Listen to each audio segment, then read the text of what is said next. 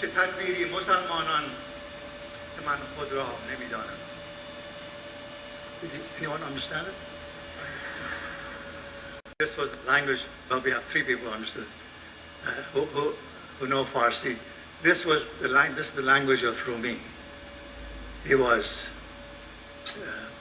he actually was born in a city called Balkhi, which is in the border of today's Iran and Afghanistan. That whole region was all one country back then. He was born in the year 1207. It's over 800 years ago. And his name was actually Jalaleddin Muhammad. And then he became known as Jalaleddin Muhammad Balkhi because he was from the city of Balkh. And later they called him Molana Jalaleddin Muhammad Balkhi. So this was his name. Now, Molana actually means like my master, my guide, my refuge. So he was all that for a lot of people from early age. He was born in a very difficult time in history, which is not too different from the way things are going on in the Middle East these days, which means probably even worse. Mongols were invading from the east, and basically they had the simple system, which means you come to this, they would come to the city and burn it to the ground, and then move on to the next city, and so on. So he and his family started escaping from that region at the age of 13.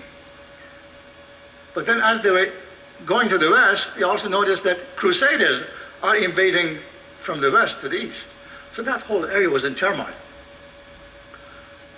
And then, so he went to Iran, and then there he met a number of other Sufis and mystics, like Sanai and Attar, that some people may know about. So he wasn't the first mystic, actually. There were a lot of people before him, from a couple of centuries before he came. And so, and then he finally, as you may know, resided in a city in today's Turkey, which is called Konya, in his 30s. And until then, he had not revealed any poem. Actually, he did not like poetry. He did not like poetry. The reason he started writing poems was because he said, when I write poems, people listen better. So he started writing poems. And then, in his late 30s, he came across a man whose name was Shams. You may have heard of Shams. And Shams was a very simple fellow. And this fellow Rumi now had a large congregation, from what I understand, over 10,000 people, who, believe it or not, were Muslims, Jews, Christians, Zoroastrians, from different religions. They liked his congregation better, like Richard's congregation. They had come to the conclusion that we all children of the same God. There is one God. He does not bring conflicting messages. This is all one and the same message, and we have created these divisions and separations. Let's all get together. So people liked it. And so every day he would reveal a new poem. And let me just also say that, mystics are of two types. One group of mystics in all religions believe that they should become totally unworldly, put everything aside, and just go to their church or cluster, whatever it is, and just pray and pray from morning to night, and just sleep, and then the next day the same thing, because they want nothing to do with anything else, anybody else or anything else. He wasn't of that type of Sufi or mystic. The second group of mystics were the ones who wanted to be of service to the humankind, because they saw the face of God in everyone, and they said it doesn't make sense if you just go and pray all day and then do it the next day. We have to pray, we have to connect to God, but we connect to God through service to humanity. So he was of the second type of Sufis. One other thing about Sufis and mystics and the way Rumi was, is that most of us are trying to rationalize what God is and who God is and why my path is the best path and everybody else goes to hell and all that kind of stuff that you all know about.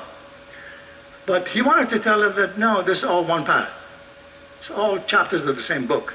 Religions are chapters of the same book. God does not bring conflicting messages. It's the same message, renewed every age and every age, to bring us all closer and closer together. This is the way he saw his mission and his vision. And one day, and he was now a very famous philosopher and theologian, an educator, and one day a very simple man, whose name was Shams, came and sat down in the back of that congregation and listened to him. And he noticed that this guy is new and is in his ragged clothing and all that, sitting there. And so he just went to him and said, "What did you think of my lecture today, my talk and my poems," whatever he was saying. And he said, "Not much, really."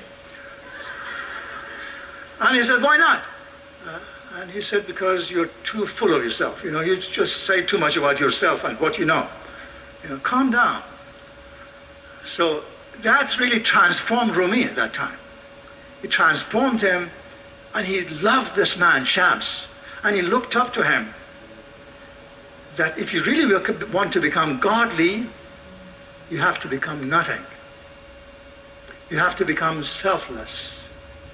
This is the path to God, not arrogance and saying how much I know. So with that, I'd like to share with you a poem from Rumi.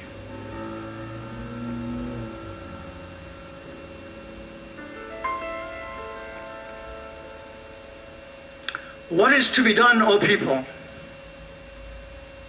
For I do not recognize myself.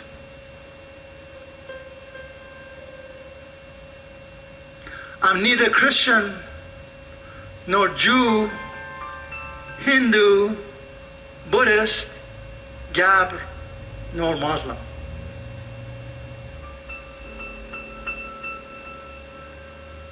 I'm not from the East or from the West. I'm not from the North or from the South. I'm not from this country or that country.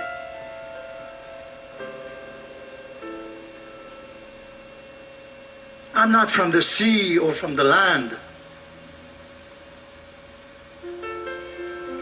I'm not of nature's mint, nor of circling heavens.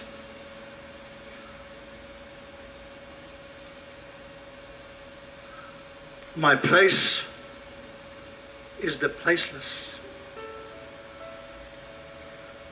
My trace is the traceless. It's neither body or soul, for I belong to the soul of the beloved. It's neither body or soul, for I belong to the soul of the beloved. I have put duality aside. I have seen that the two worlds are one.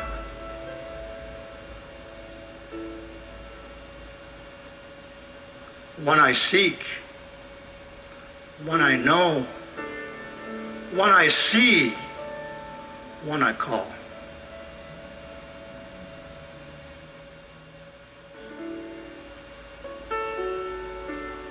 From the beginning of my life, I have been looking for your face.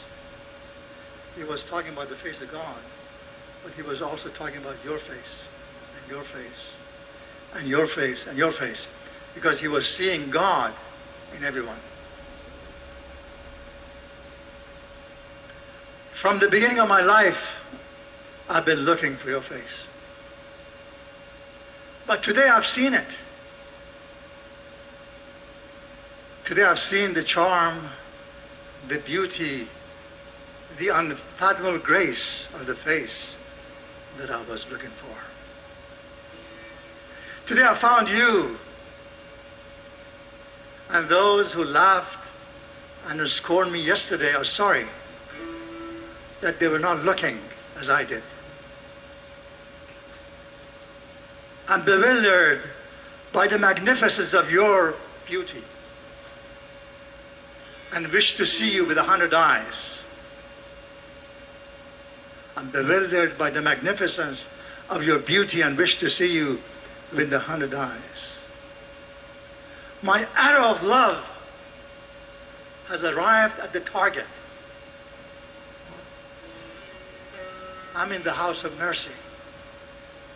And my heart is the place for prayer.